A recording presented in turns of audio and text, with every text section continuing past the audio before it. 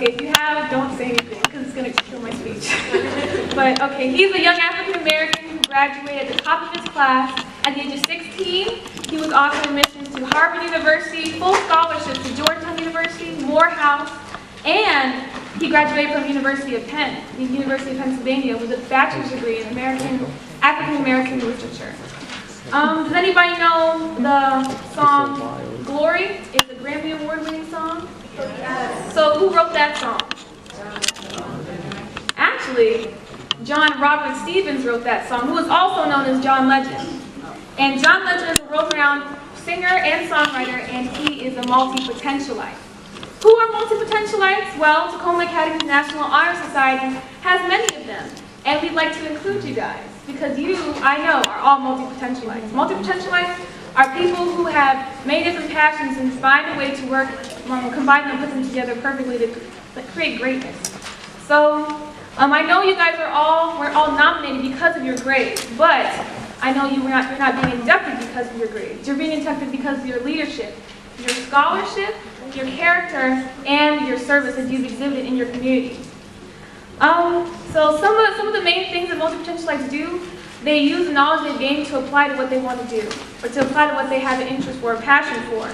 So I'm going to charge you to be a woman who gets a 5 on her AP Calculus exam, while creating empowering blogs for minorities. You can be the man who walks into Mr. Hooker's room like it's impossible to fail, get an A on that test, which is very hard to do, and then also bless hearts if you sing. Or be that excellent student in Mrs. Ramos' class, AP Spanish, who also amazes everyone with her STEM team building opportunities. Or be the nuclear physicist who plays chamber music on Sabbaths. That's actually Charles McMillan. Or you could be like Donette Cooper, who is a lawyer who also was mentioned in Time magazine for her amazing African-American quilts. Just be who you were meant to be. Be every single part of who you're meant to be. Be a multi-potentialite. Don't just be an A student, but harness your passions and synergize your interests. And also, as John Robert Stevens wrote, hands to the heavens, no man, no weapon, formed against, yes, glory is destined. If we run with the torch and develop as multi-potentialites, we will be destined for greatness in every area of our community. Thank you.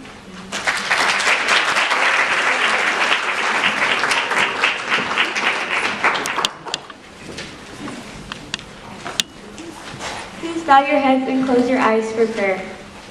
Dear Heavenly Father, thank you for this day. Thank you that you brought us all safely to this induction service. Thank you for all the new members who have been inducted in. Please bless this program and help it be to your honor and glory. In your name I pray. Amen.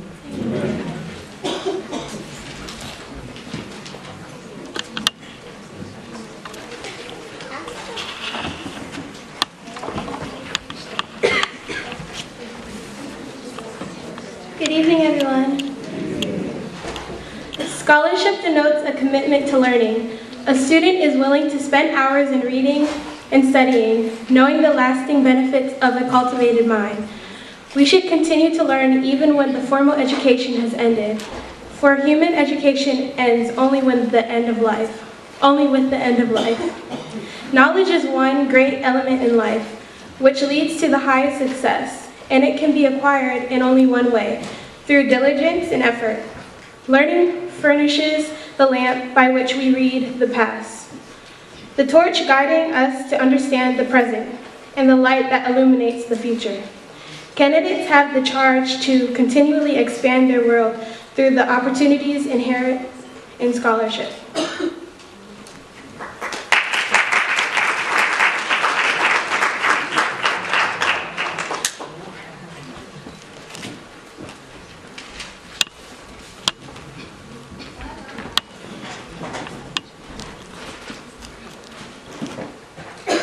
Leadership should exert a wholesome influence on the school.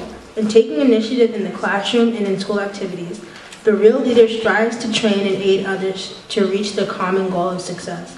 The price of leadership is sacrifice, the willingness to yield one's personal interest for the interest of others. A leader has self-confidence and will go forward when others hesitate. No matter what power and resources may exist in a school, community, or nation, they are ineffectual without the guidance of a wise leader. Leadership is always needed. Thus, to lead is a meaning is a meaningful and substantive charge to each of our members.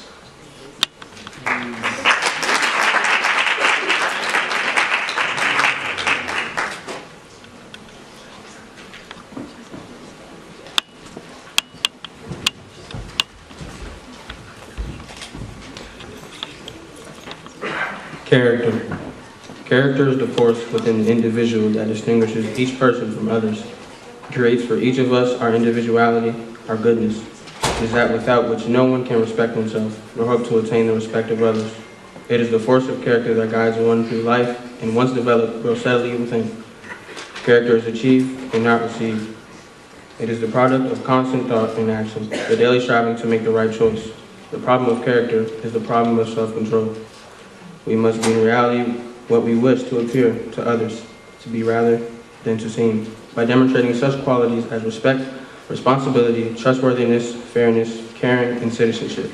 We may hope to prove by example that we value character.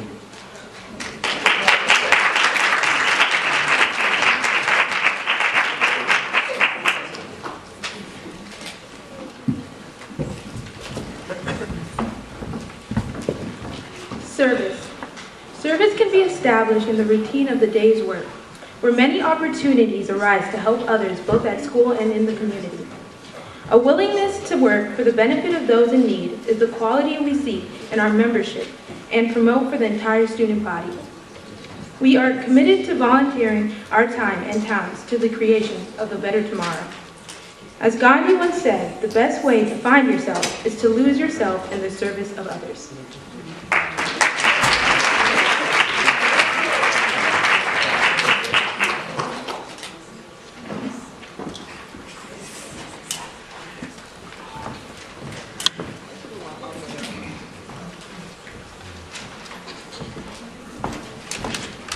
Good evening. It was sophomore year, which was actually my first year at TA. I walked into the room number my schedule had told me to. It was first period and it was a B day. I would tell you the room number, but they changed it, so I don't really want to lie to you. So, let's see. When I walked into the room, I looked around as I was extremely nervous at being my first year here, and I was greeted with a warm hello. Our speaker today was born December 7th, 1947. He was an alumnus of our very school here. He was an alumnus of our very school and graduated in the year 1988. And he then worked here. He graduated from our school in 1966, and then he started working here in 1988 after his graduation from Southern Adventist University. He taught AP Government, Regular Government, and World History. Known for his extremely corny jokes and his wife's delicious brownies. I hope you guys remember his brownies, or his wife's brownies. Oh my goodness, they were so good. They were so good. I was personally, though he probably won't admit this to you, I was personally his favorite student and his grader.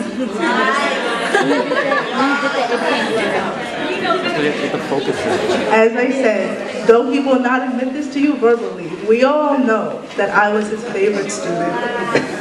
He is currently enjoying his retirement with his wife Mary while engaging in his favorite hobbies of reading books about the presidency, reading about the visiting national parks, reading spiritual books and articles, and his newspaper clippings. After the special music by Lyshel, I would like you to please welcome our speaker, Cool Tom, also known as Mr. Ballard.